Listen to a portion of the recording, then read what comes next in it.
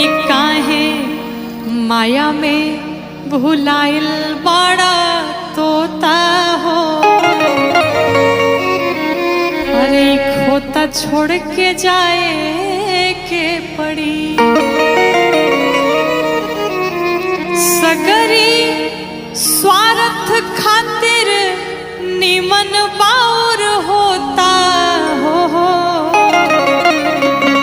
खोता छोड़ के जाए के पड़ी।